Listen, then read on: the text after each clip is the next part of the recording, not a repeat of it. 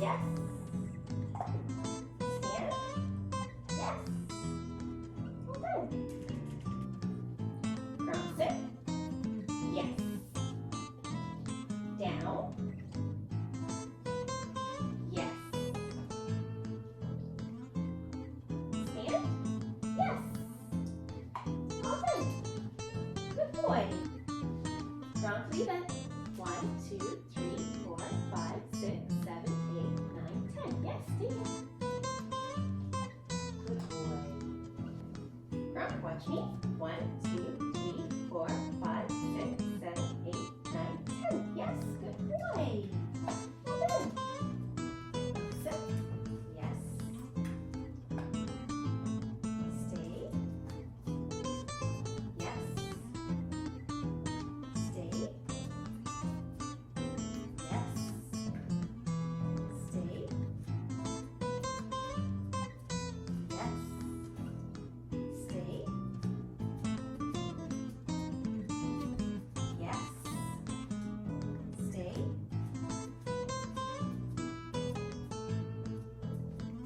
Yes, good job. All done. Good boy. Yes, good boy. Okay. Gronk, go kennel. Yes.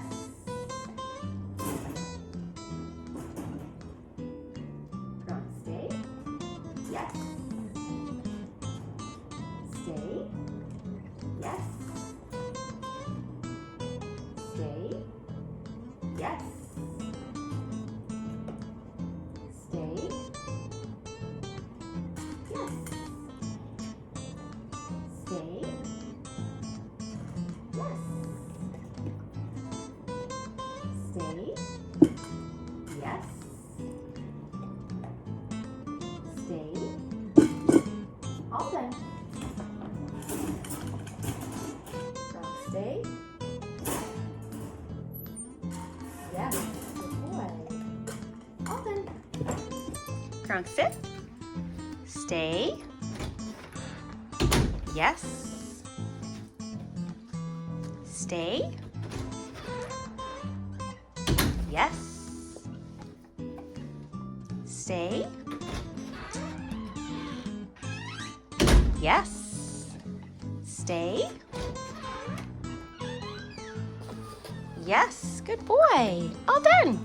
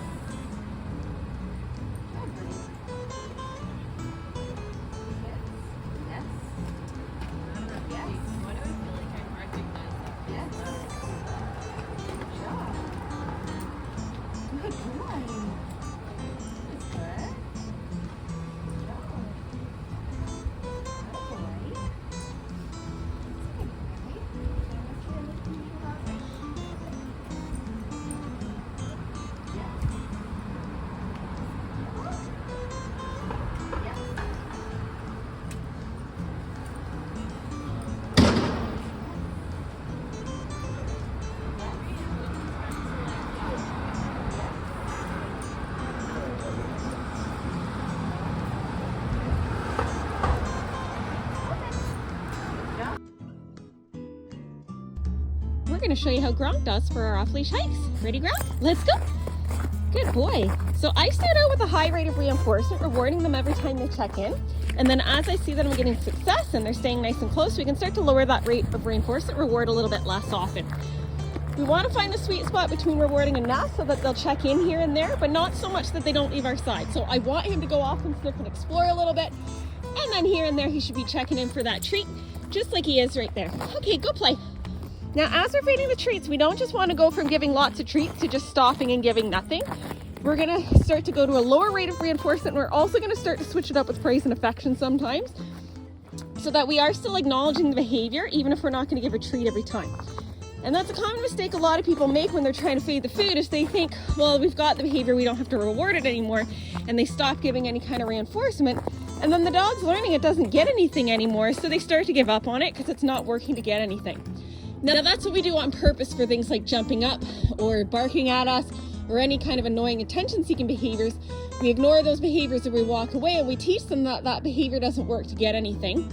But that's not what we want to have happening with those check-ins. So we do need to acknowledge it and let them know that we like that behavior. Just saying good boy, give him a little pet and say go play here and there, just so that he knows we still like that behavior, even if it's not going to give a treat every time.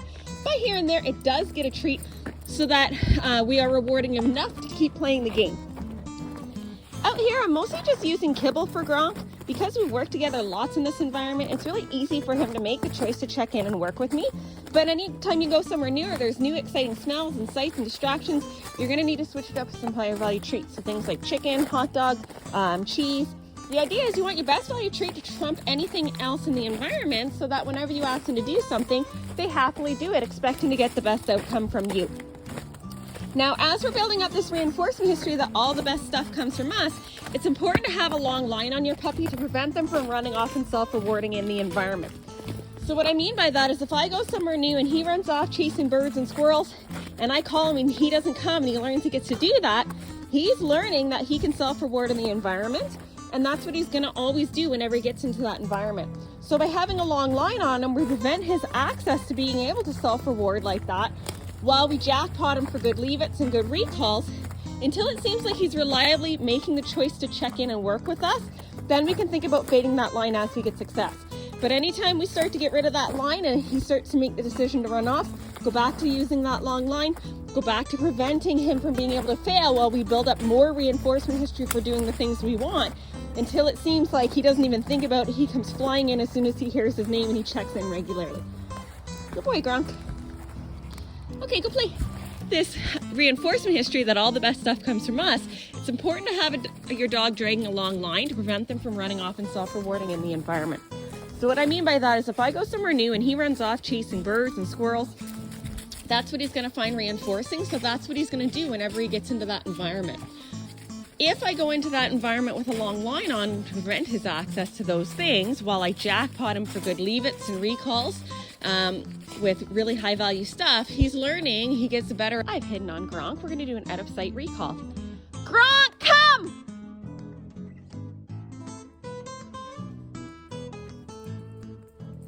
Yes, good boy. Well done, go play. So it's not just about food, it's also about coming out and playing fun games with your dog so that you're really fun and exciting to work with. One of the games that we like to play is we come out and play hide and go seek. I hide on him, I call him when he comes, we get really excited, we give him a bunch of good treats, and then we say go play. Sending them to go play is a really important part of the equation, because we don't want the dogs to learn that recall ends the fun. Good boy, go play. And that's a really big mistake that a lot of people make, is they pretty much only use the recall when it's time to do something that the dog doesn't like. So a lot of times it's really innocent. We're thinking, okay, we gotta go, we're gonna call our dogs, leash them up, and then we leave. Well, then the dog's learning that recall ends the fun. So what we need to do to prevent having the dog learn that recall is going to end the fun is do lots of recalls where they get a treat and we say go play and they get to keep playing. When it actually is time to leave somewhere fun, what I do is I call them and leash them, give them a treat, then let go of the leash and let them keep playing while they're dragging their leash for a little bit. And then after a few minutes, just pick up the leash and say let's go, or something other than the word come, so they're not making the direct association that recall is going to end the fun. Along the same lines, don't use the word come to get them to do anything they don't like. And this is another mistake lots of people make, is they try to use the word come to get the dog to go into the bath or to do their nails. or to get them to do stuff that they're nervous about. So if he's nervous about going across a certain surface or through doorways or anything like that, you can do cookie tosses or kibble trails or things to encourage the dog to figure out how to do it. But don't stand on the other side and call them through and risk making a negative association with that word, because then they associate that the word come means I'm going to ask you to do something scary. The other thing we want to think about is lots and lots of really good treats so that the dog is thinking it's like hearing the music of the ice cream truck. The word come predicts you're going to get something really great. You get to have a treat, we have a party, and then we say go play, and the party keeps going. The fun doesn't stop. Gronk's headed up ahead. I'm going to change directions here and let him know that this way, cute. Gronk, this way! Yes, good boy. All done, go play. Now realistically, the reward for this way does not always have to be a food reward. It really is just an instruction to follow, and the reward could be going and having fun in another direction.